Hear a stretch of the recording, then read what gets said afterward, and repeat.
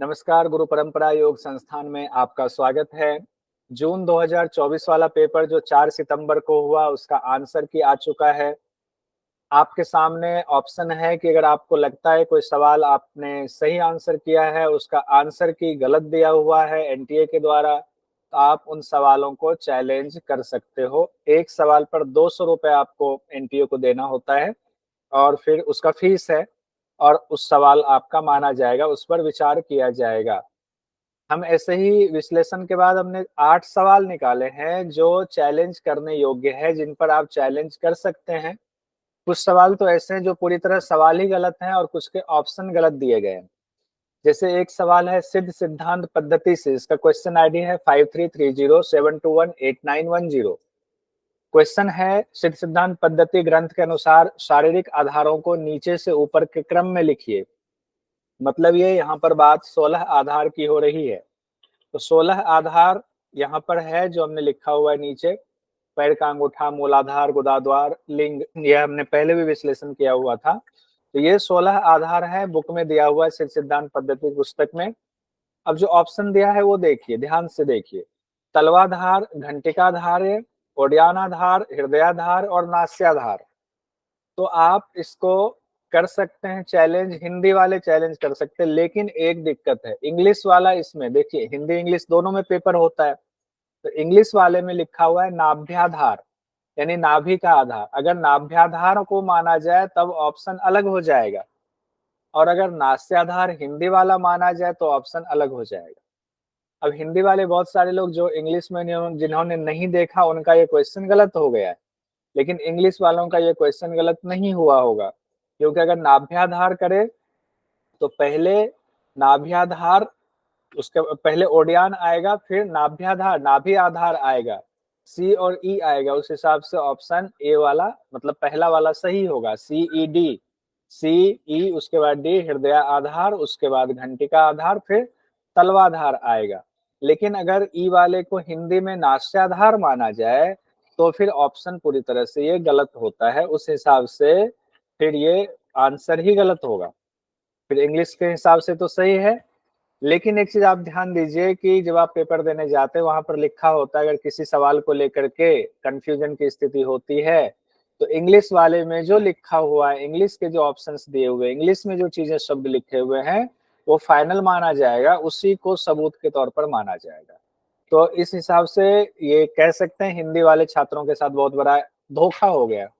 थोड़ा सा उनको एक बार इसीलिए इंग्लिश को भी देख लिया कीजिए।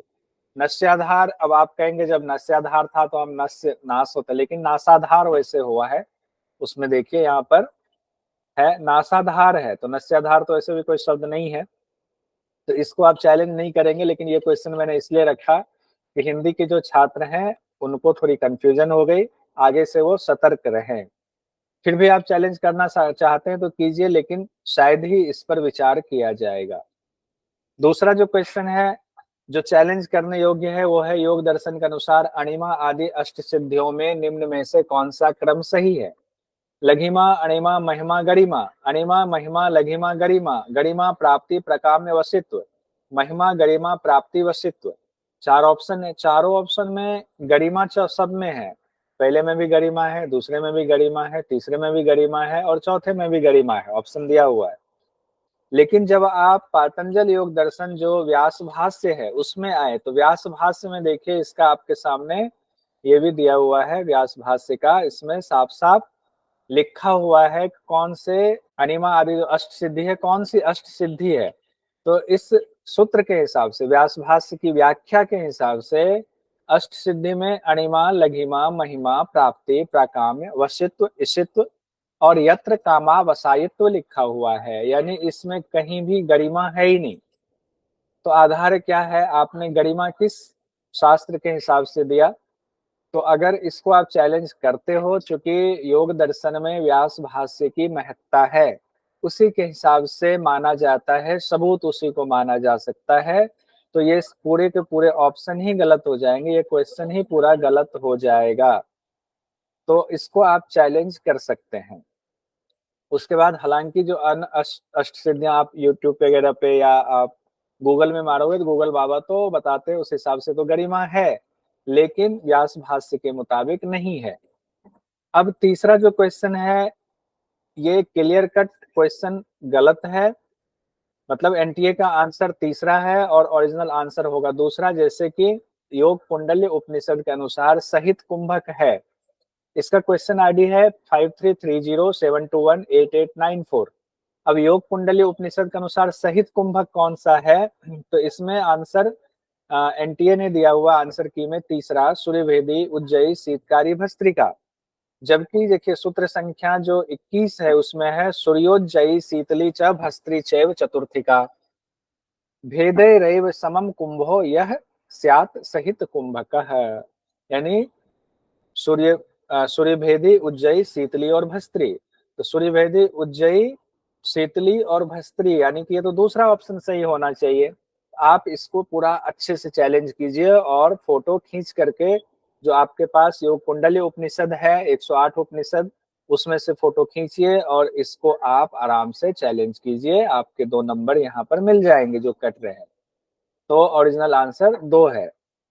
आगे हम चौथा क्वेश्चन आपके सामने लेकर आए हैं। इसका क्वेश्चन आईडी है 5330721893। श्रीमद् भगवद गीता के किन किन श्लोकों में आहार संबंधी विवरण मिलता है? पूरा सवाल ही गलत है। इसमें जो दिया हुआ है पांच पहले आपको दिया हुआ है ऑप्शन, उसके बाद कूट करना, कूट चुनना है। अध्याय दूसरा 15वां श्लोक, अध्याय छठा 13वां श्लोक, अध्याय छठा 17वां श्लोक, अध्याय छठा 12वां श्लोक, अध्याय 17वां का चौथा श्लोक।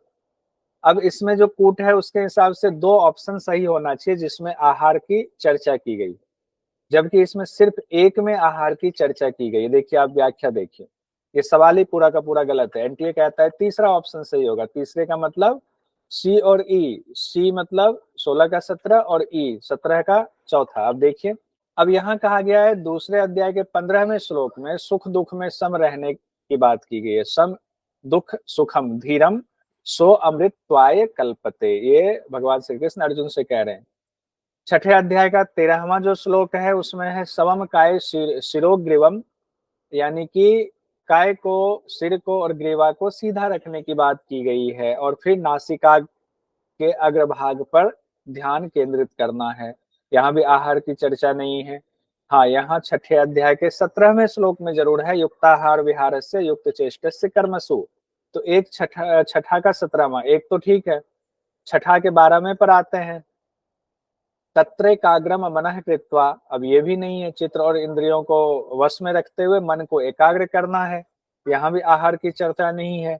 अब 17वें अध्याय का जो चौथा श्लोक है उसमें है यजन्ते सात्विका, यानी कि सात्विक प्रवृत्ति, राजसिक और तामसिक प्रवृत्ति वाले किसकी पूजा करते हैं? देवताओं की, यक्ष की, या मनुष्य भूत प्रेतों की पूजा करते हैं, तामस मनुष्य, उस तरह से बात आई है।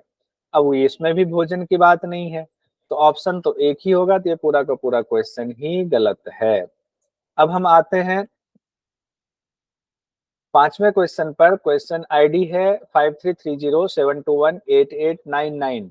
त्रिविधम नरकस्येदम द्वारम नाशनमात्मनः कामः क्रोधस् तथा लोभस् तस्माद् त्रयम् त्यजेत। इस श्लोक का अध्याय एवं संख्या बताएं। तो छठा का 12वां, 16 का 13वां श्लोक, 18वें अध्याय का चौथा श्लोक, 7वें अध्याय का 14वां श्लोक। एनटीए का आंसर कहता है कि 16वें अध्याय का 13वां श्लोक, जबकि 16वें अध्याय का 13वां श्लोक तो ये है ही नहीं, ये 16वें अध्याय का 21वां श्लोक है। तो ये भी आंसर, पूरा का पूरा क्वेश्चन ही ये गलत हो जाएगा। जरूर चैलेंज करें इसको जिन लोगों ने पेपर दिया हुआ है। ये श्लोक जो है ये कौन सा है? ये है 16वें अध्याय का 21वां श्लोक है ये। तो ये आप चैलेंज करें, ये क्वेश्चन गलत हो जाएगा।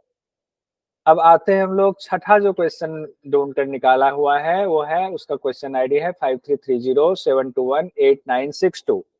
जीवात्मा का अलग अलग शरीर धारण करने का कारण क्या है? ये पैसेज है, पैसेज में से, यानी जो पैसेज दिया जाता है उसमें से 5 क्वेश्चन होते हैं, पढ़ करके आप जवाब दीजिए। जब आप पूरा पैसेज पढ़ेंगे तो उसमें कहीं नहीं कहा गया है कि दृष्टि स्पर्श ये जो है आपके अलग अलग शरीर धारण करने का कारण है। सिर्फ कहा गया है कर्म ही जो है आपके शरीर धारण करने का कारण बनता है। तो इसमें लेकिन एनटीए ने आंसर की में दिया हुआ है आंसर चौथा है, जबकि पैसेज के हिसाब से आंसर होगा पहला कर्म। तो आप इसको चैलेंज करें जम के, तो इसका सही आंसर कर्म होगा, जबकि एनटीए ने आंसर की में चौथा दिया हुआ। इसको चैलेंज करें, आपको जरूर 2 नंबर और मिल जाएंगे। 7वां क्वेश्चन है, रामायण के अनुसार नवधा भक्ति का अंग नहीं है। क्वेश्चन आईडी देख लीजिए 533072188887। अब रामायण में नवधा भक्ति अलग बताया गया है, और एक नवधा भक्ति वो भागवत कथा के अनुसार, कपिल मुनि के अनुसार वो अलग नवधा भक्ति है। रामायण यानी रामचरितमानस के अनुसार जो नवधा भक्ति है उसमें कहते हैं इसका अंग नहीं है। तो गायन, संतोष, सत्संग, पाद सेवन, 4 ऑप्शन दिए हैं। एनटीए का आंसर की कहता है कि पाद सेवन नहीं है इसमें रामायण के हिसाब से नवधा भक्ति में, जबकि सच ये है कि चारों का चारों है, इसमें नवधा भक्ति का चारों ही अंग है। तो सभी ऑप्शन सही है, इसका मतलब ये क्वेश्चन भी गलत हो जाएगा, आपको चैलेंज करना होगा। तो हम आते हैं रामचरितमानस के अनुसार नवधा भक्ति कहाँ बात आई है। देखिए पहला जो ऑप्शन है, पहले ऑप्शन में क्या है, गायन की बात है। तो देखिए ये आपके सामने चौपाई है, चौथी भगति मम गुण गण करई कपट तजी गान, गान की बात आई है ना, तो गायन हो गया। दूसरा जो ऑप्शन दिया हुआ है, दूसरे ऑप्शन में है देखिए संतोष की बात की गई है। तो 8वां जथा लाभ संतोषा सपनेहु नहीं देखई पर दोषा, तो संतोष आ गया ना, संतोष भी है। अब तीसरे ऑप्शन में जो दिया हुआ है कि संत का सत्संग की बात की गई है, प्रथम भगति संतन कर संगा, संग की बात आई है ना, सत्संग, तो सत्संग ये भी हो गया, संतन का संग करना है। चौथा ऑप्शन है पाद सेवन कहा गया है, गुरु पद पंकज सेवा तीसरी भक्ति अमान, गुरु के पद का पंकज सेवा करना है, तो पद चरण कमल जो है उसकी सेवा करनी, वही तो पाद सेवन है, चौथा ऑप्शन। यानी चारों ऑप्शन है, तो ऑप्शन सबके सब सही हैं। इसको भी आप चैलेंज कीजिए, इनमें से कोई भी ऑप्शन सही नहीं है, ऐसा करके आप चैलेंज कीजिए। और रामचरितमानस का निकाल लीजिए आप अरण्यकांड, अरण्यकांड में आपको ये मिल जाएगा, फोटो खींचिए और वहां ऑप्शन उसमें सबूत में डाल दीजिए। किस प्राणायाम में श्वसन के दौरान और प्रश्वास में व्यवधान उत्पन्न किया जाता है। क्वेश्चन आईडी है 533072188903। अब इसमें ये एनटीए ने दिया हुआ है विलोम प्राणायाम, आपने नाम सुना है विलोम प्राणायाम का, ये कौन सा प्राणायाम है, विलोम प्राणायाम नहीं है। अब बिहार स्कूल के ऑफ योगा के किताब में जाएंगे, उसमें नाड़ी शोधन प्राणायाम के दौरान ये बात लिखी गई है कि श्वास प्रश्वास में व्यवधान उत्पन्न किया जाता है नाड़ी शोधन के दौरान। तो आप बिहार स्कूल ऑफ योग वाली जो किताब है उसको लीजिए, उसमें से फोटो खींचिए और नाड़ी शोधन प्राणायाम का आप सही ऑप्शन दे करके इसको भी चैलेंज कर सकते हैं। 8 क्वेश्चन तो यहाँ आप सेकंड पेपर योग विषय से था जो चैलेंज कर सकते हैं, लेकिन पहला क्वेश्चन जो है उसको चैलेंज करने से पहले आप देखना 200 रुपए खर्च करना ठीक होगा कि नहीं, क्योंकि इसके हिंदी में नास्याधार है और इंग्लिश में नाभ्याधार है। तो आप इन सवालों को चैलेंज कर सकते हैं, आपके पास समय कम है।